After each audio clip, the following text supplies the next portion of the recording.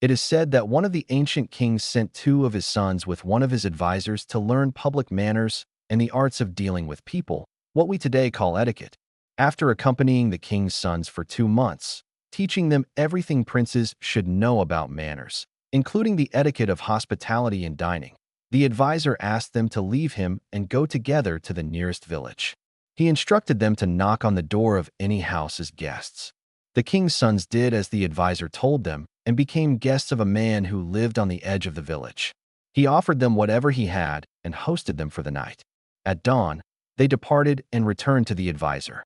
The advisor asked them, "What did you observe in the conduct of the man who hosted you?" The first son said, "He welcomed us while his clothes were dirty and he was carrying firewood in his hands. His children ran toward us, speaking to us as if they had never seen people before. When he served us food, he offered 3 kinds of dishes, but some of them were missing portions from the edges. His utensils did not match, some were chipped and broken. He allowed his children to speak to us without scolding them and even laughed at their conversation. When it was time to sleep, he brought us blankets and bedding whose smell made it clear that he and his children had slept under them the previous night. I believe that villagers need to learn the etiquette of hospitality. What he did showed disregard and carelessness toward his guests." The advisor then looked at the second son and asked, "And what did you see?" The second son replied, "Out of his great joy at our arrival, he welcomed us while his clothes were dirty and he was carrying firewood in his hands. He did not even take the time to change his clothes or put down his firewood so that he would not keep us waiting at the door.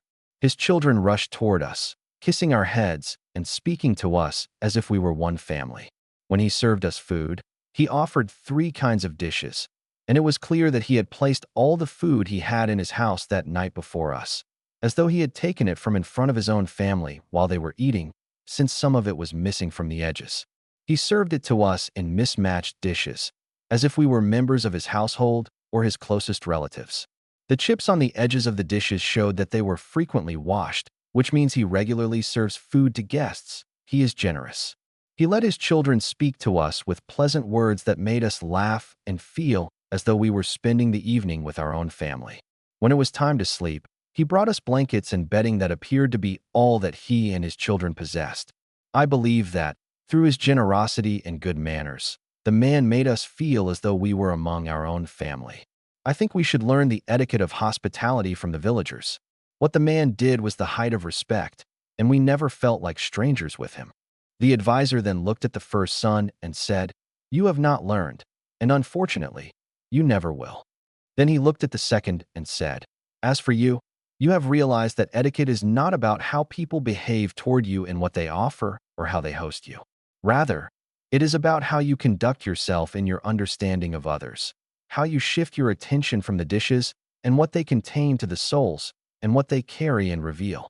Etiquette is the refinement of the soul, not the appearance of tables.